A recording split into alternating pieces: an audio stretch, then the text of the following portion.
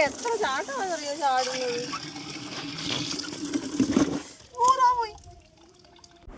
Hi, welcome to our channel. Good morning. അപ്പോൾ ഇന്നൊരു Sunday ആണ് കേട്ടോ. സൺഡേ 6 മണിക്ക് എണീക്കുന്നത് ചരിത്രത്തിൽ ആദ്യമായിട്ടാണ്. എന്തെങ്കിലും വളരെ അത്യാവശ്യ കാര്യങ്ങളുണ്ടെങ്കിൽ മാത്രമേ ഞാൻ സൺഡേ രാവിലെ എണീക്കാറുള്ളൂ കേട്ടോ. അല്ലെങ്കിൽ ഒരു 8 മണിയെങ്കിലും മിനിമം കഴിയാണ്ട് എണീക്കാറില്ല. അപ്പോൾ ഇന്ന് ചേട്ടൻ ഇവിടെ ഇല്ലായിരുന്നു. ഇന്നലെ മീൻ പിടിക്കാൻ പോയിട്ടുണ്ടായിരുന്നു കേട്ടോ. അപ്പോൾ മീൻ പിടിച്ചൊക്കെ രാവിലെ 6 മണിയായപ്പോഴേ വന്ന് വിളിച്ചുണർത്തി.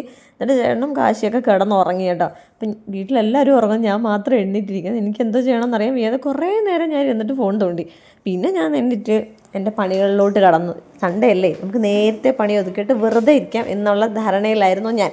അപ്പോൾ എൻ്റെ ഒരു ദിവസം ഇങ്ങനെ ആവുമെന്ന് ഞാൻ ചിന്തിച്ചത് പോലില്ല. അപ്പോൾ രാവിലെ തന്നെ കുറച്ച് വെജിറ്റബിൾ കറി വെക്കാൻ വേണ്ടിയിട്ട് എടുത്ത് അരിഞ്ഞൊക്കെ അടുപ്പിൽ വെക്കുന്നുണ്ട് കേട്ടോ. ഇന്ന് പൂരിയും വെജിറ്റബിൾ കറിയും ആണ്. ഒരു സ്റ്റൂ പോലൊരു കറിയാണ് വെക്കുന്നത്. അതാകുമ്പോൾ വലിയ പണിയില്ലല്ലോ.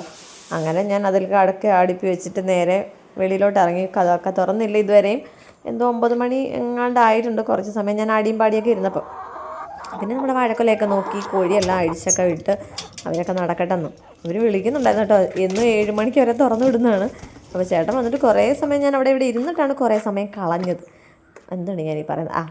അപ്പോൾ നമ്മുടെ മുന്തിരിയൊക്കെ ഒന്ന് നോക്കുക കേട്ടോ. ഇതിപ്പോൾ ഒന്നുകൂടെ വളർന്നിട്ടുണ്ട്. അത് ആദ്യത്തെ നേരത്തെ എടുത്ത വീഡിയോ ആണ് കേട്ടോ. ഇപ്പോൾ റീസെൻ്റായിട്ട് ഞാൻ ഇങ്ങനെ ഇരിക്കുന്നത് മുന്തിരി 3 മാസം എന്തോ എടുക്കുമെന്ന് പറയുന്നത് മുന്തിരി പഴുക്കാൻ വേണ്ടിയിട്ടെന്നാണ് ഞങ്ങളുടെ വീട്ടിലെ കർഷക ശ്രീ പറഞ്ഞിട്ടുള്ളത്. സ്ത്രീയല്ല പുരുഷൻ. അപ്പോൾ പറഞ്ഞിട്ടുള്ളത്. അപ്പോൾ അങ്ങനെ കുറേ വീഡിയോസൊക്കെ തപ്പി അതിനെ ഒക്കെ നിരീക്ഷിക്കുന്നുണ്ട് ആൾ. തിരിച്ചു വന്നപ്പോഴത്തേക്കും നമ്മുടെ പച്ചക്കറിയൊക്കെ വന്നിട്ടുണ്ടായിരുന്നു. അതിട്ട് കുറച്ച് അരപ്പൊക്കെ, ഇതിൽ കുറച്ച് പെരിഞ്ജീരകം മാത്രമേ ഞാൻ അരച്ചിട്ടുള്ളൂ, തേങ്ങായും മാത്രമേ. മഞ്ഞൾപ്പൊടി വേണമെങ്കിൽ ഇടാം. മഞ്ഞ കളറ് എനിക്കത്ര ഇഷ്ടമല്ല, സ്റ്റോവിന് വെളുത്തിരിക്കുന്നതാണ് എനിക്കിഷ്ടം. അപ്പോൾ ഞാനങ്ങനെ മഞ്ഞൾപ്പൊടിയൊക്കെ ഒഴിവാക്കിയിട്ട് അങ്ങനെ അരച്ചൊക്കെ കലക്കി ഒഴിച്ചു കേട്ടോ. ഇതിങ്ങനെ കുറച്ച് മാത്രമേ വെക്കുന്നുള്ളൂ. കാരണം ബീഫ് ചേട്ടൻ വന്നപ്പോൾ വാങ്ങിച്ചുകൊണ്ട് വന്നിട്ടുണ്ടായിരുന്നു. അപ്പോൾ ബീഫ് ഉണ്ടെങ്കിൽ ഇവിടെ വേറെ ആർക്കും വേറെ ഒന്നും പോകില്ല. അപ്പോൾ അവരൊക്കെ ഇണ്ടിക്കിട്ട് വരുമ്പോഴത്തേക്ക് ബീഫൊക്കെ കറി ആവും എന്നൊക്കെയാണ് എൻ്റെ ഒരു വിചാരം. അപ്പോൾ അങ്ങനെ കറിയൊക്കെ റെഡിയായിട്ട് നമുക്ക് നേരെ ഇനി പൂരി ഉണ്ടാക്കാൻ വേണ്ടി തുടങ്ങാം കേട്ടോ. ഞാൻ ഇതിൻ്റെ കടുവൊന്നും വറക്കത്തില്ല കേട്ടോ. ഈ സ്റ്റൂവിന് ഞാൻ അങ്ങനെ കടുക് പൊട്ടിച്ചൊന്നും ഇടത്തില്ല. അപ്പോൾ അതിനകത്ത് കുറച്ച് വെളിച്ചെണ്ണ, ഇങ്ങനെ എന്തോ ഇന്ന് പാളുമാണ് പറയുന്നില്ല, വെളുത്തുള്ളി എന്നൊക്കെയാണ് പറയാൻ വന്നത്. അപ്പോൾ വെളിച്ചെണ്ണയൊക്കെ താളിച്ച് കറിവേപ്പില എടുക്കാൻ മറന്നു പോയതുകൊണ്ട് ഞാനത് ഇട്ടില്ല കേട്ടോ. പിന്നെ പൂരി ഉണ്ടാക്കാൻ നിന്ന്. പൂരി ഒരു വർഷത്തിൽ എന്തോ ഒരു തവണ മാത്രം അങ്ങനെ ഞാൻ പൂരി ഉണ്ടാക്കാറുള്ളൂ. മിക്കവാറും ഒന്നും അങ്ങനെ പൂരി ഉണ്ടാക്കുന്ന പരിപാടി ഇവിടെ ഇല്ല. എണ്ണ അങ്ങനെ പലഹാരം രാവിലെ കഴിക്കുന്നതിനോട് എനിക്കും ഇവിടെ ആർക്കും അത്ര വലിയ ഇഷ്ടമൊന്നുമില്ല. അതുകൊണ്ട് ഇപ്പം ഇന്നിപ്പോൾ എല്ലാവരും എണീറ്റ് വരുമ്പോൾ തന്നെ എന്തായാലും 10-11 മണി ആവും എന്നാണ് വിചാരിക്കുന്നത്. പൊതുവേ സൺഡേസിൽ ഞങ്ങളൊരു 11 മണിക്കാണ് കാപ്പി കുടിക്കാറ്. അത്ര ആവും അതൊക്കെ വെന്ത് വരുമ്പോൾ. 9 മണിക്ക് എണീറ്റ് തുടങ്ങുമ്പോൾ അത്ര സമയം ആവുമല്ലോ അത് വേകുമ്പോൾ.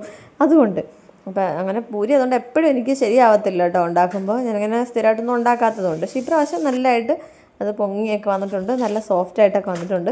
അപ്പോൾ ഞാൻ അത് വെന്തപ്പോൾ തന്നെ 2 എണ്ണം കഴിക്കുകയാണ് കേട്ടോ. ഇനി ഇവിടെ ആരും നോക്കിയിരിക്കാനൊന്നും ആരില്ല, എല്ലാവരും ഉറങ്ങുവാണ്.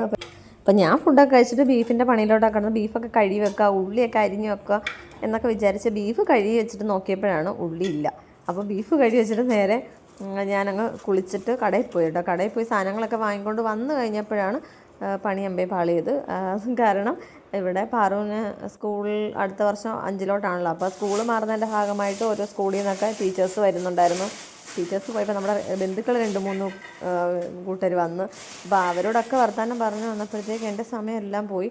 എന്തോ 12:30 ഞാൻ ഈ ബീഫ് കറി വെക്കാൻ അടുപ്പിൽ കയറ്റിയപ്പോൾ ഉള്ളി അരിഞ്ഞ് വെച്ചിട്ടാണ്. ഉള്ളി അരിഞ്ഞ് കറി വെക്കാൻ അടുപ്പിലല്ല ചട്ടിയിലിട്ടിട്ട് കുറച്ച് അങ്ങനെ കരിഞ്ഞ് നന്നായിട്ടങ്ങ് അത് റോസ്റ്റ് കൂടിപ്പോയി ഇച്ചിരി. പിന്നെ ചേട്ടൻ ചെന്ന് പെട്ടെന്ന് ഓഫാക്കി കേട്ടോ. അവിടെ ടീച്ചേഴ്സ് വന്നിരുന്നതുകൊണ്ട് അവരെടുത്ത് വർത്താനം പറയാനൊക്കെ ഞാൻ നിന്ന്. സത്യം പറഞ്ഞാൽ വീടിനകം തൂത്തത് വരെ ഞാൻ എന്തോ 1 മണിക്ക് എങ്ങാണ്ടാണ്. എനിക്ക് കുളിച്ച് ഡ്രസ്സ് മാറിയിട്ട് ഉള്ളി അരിയുന്നത് ഭയങ്കര ഇഷ്ടമില്ലാത്തൊരു പരിപാടിയാണ്. അതുവരെ ഇന്ന് ഇങ്ങനെയൊക്കെയാണ് നടന്നതിൻ്റെ. കാരണം എനിക്കിങ്ങനെ സ്മെല്ല് ഭയങ്കര, ഉള്ളിക്കൊരു വല്ലാത്ത വൃത്തികെട്ട മണമാണെന്നാണ് എനിക്ക് തോന്നുന്നത് കേട്ടോ.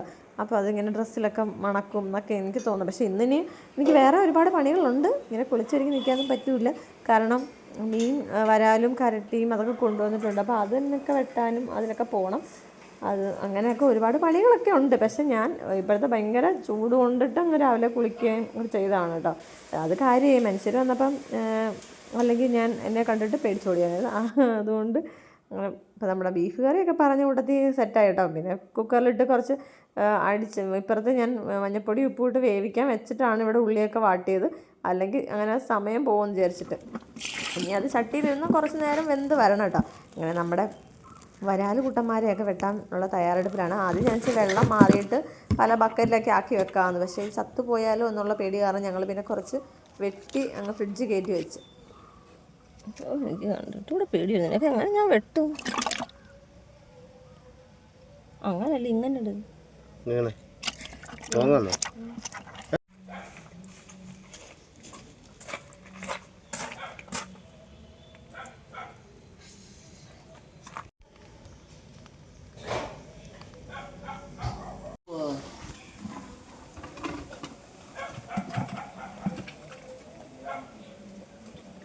പേടി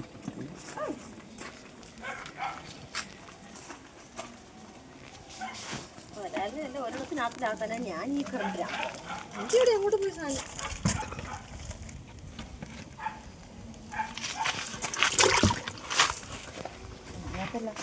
വരാലല്ലേ. നമുക്ക് നേരെ നമുക്ക് ഇങ്ങോട്ട് തള്ളാം.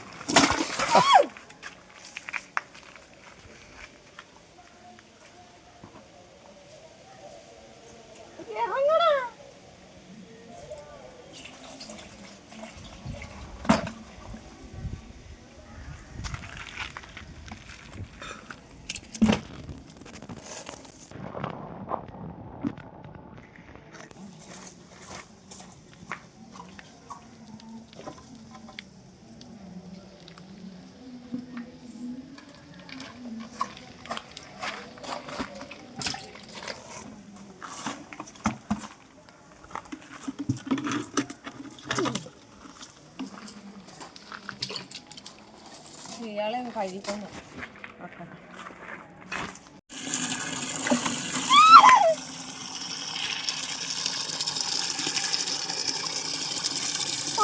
ഇതിപ്പോ എത്ര ചാട്ടമാണെന്നറിയോ ചാടുന്നത്.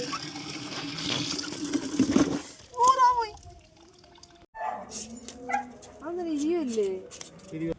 പിന്നെ വരാലിനെയൊക്കെ നമ്മൾ വെട്ടി ഫ്രിഡ്ജ് വെച്ചിട്ടുണ്ട് കേട്ടോ. പിന്നെ അപ്പച്ചി കുറച്ച് സിലോപ്പിയ വെട്ടി കൊടുത്തു വിട്ടിട്ടുണ്ടായിരുന്നു. അപ്പം അതിന് വറക്കാൻ വേണ്ടിയിട്ടാണ് ഈ കുരുമുളക് ഇങ്ങനെ ചതച്ചുകൊണ്ടിരിക്കുന്നത്.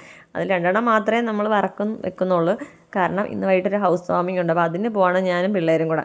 അപ്പോൾ ചേട്ടന് മാത്രമുള്ളത്, ചേട്ടന് മാത്രമല്ല കേട്ടോ, അങ്ങനെ പിള്ളേർക്ക് കൂടെ കഴിക്കാൻ വേണ്ടിയിട്ടാണ് 2 വറക്കുന്നത്. പക്ഷേ ഇവർ ഫുഡ് കഴിക്കുമെന്ന് അറിയത്തില്ല.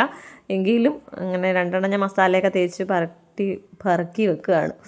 അപ്പോൾ ഉപ്പും മഞ്ഞൾപ്പൊടിയും കുറച്ച് കുരുമുളക് കൂടുതലിടണം. ഈ സിലോപ്പിയക്കൊക്കെ കുറച്ച് കുരുമുളക് കൂടുതൽ ഇട്ടാൽ നല്ല ടേസ്റ്റാണ്. ഇഞ്ചി വെളുത്തുള്ളി അങ്ങനെയുള്ള സാധനങ്ങളൊന്നും ഞാൻ ഇടുന്നില്ല കേട്ടോ. അപ്പോൾ ഇത് കുറച്ച് നേരം മസാല പിടിക്കാനായിട്ട് ഫ്രിഡ്ജ് വെക്കുന്നുണ്ട്. ഇത്തിരി വിനാഗിരിയും കൂടെ ഞാനൊരു അവിടെ ഇരിക്കുന്നുണ്ട്. അപ്പോൾ ഒരു ഭംഗിക്ക് ഒഴിച്ചതാണ്. എപ്പോഴൊന്നും ഞാൻ ഒഴിക്കാറൊന്നുമില്ല. ഇനി അവിടെ നല്ലതായിട്ട് മസിൽ പിടിക്കട്ടെ. മസിൽ പിടിച്ചിട്ട് ഫ്രിഡ്ജിൽ ഇരുന്ന് റെസ്റ്റ് എടുക്കട്ടെ. അപ്പോഴത്തേക്ക് നമുക്ക് ഹൗസ് വാമിങ്ങിനൊക്കെ പോയിട്ട് വരാം. പിന്നെ ഇതിനെ വറുത്തടിക്കാം കേട്ടോ. പിന്നെ കുറച്ച് കുളമ്പിടി കാഴ്ചകളാണ്, അതും കൂടെ ഞാൻ അതിനകത്ത് ഉൾപ്പെടുത്തിയിട്ടുണ്ട്. ചേട്ടൻ കഷ്ടപ്പെട്ട് കുറേ വീഡിയോസൊക്കെ എടുത്തിട്ട് വന്നിട്ടുണ്ട്. കുറേ ഒന്നും ക്ലിയർ അല്ല രാത്രിയിലായതുകൊണ്ട് തന്നെ. അവർ മീൻ പിടിക്കുന്നതിൻ്റെ ഇടയ്ക്ക് തന്നെ മീൻ വെട്ടി വറുത്തൊക്കെ തിന്നുകയും ചെയ്തു കേട്ടോ. അതാണ് ഈ മീനൊക്കെ വെട്ടുന്നത്.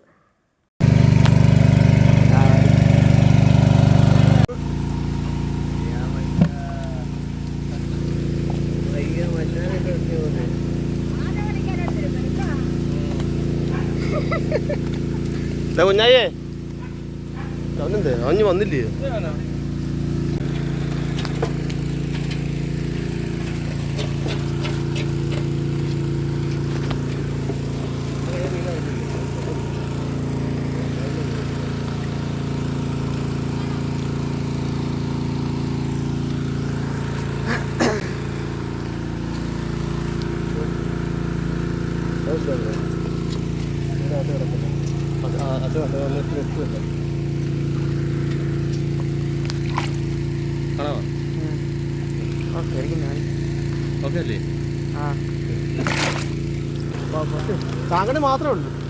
വീഡിയോ ഇഷ്ടപ്പെട്ട് ലൈക്ക് ചെയ്യാനും ഷെയർ ചെയ്യാനും സബ്സ്ക്രൈബ് ചെയ്യാനും കമൻറ്റ് ചെയ്യാനും മറക്കല്ലേ.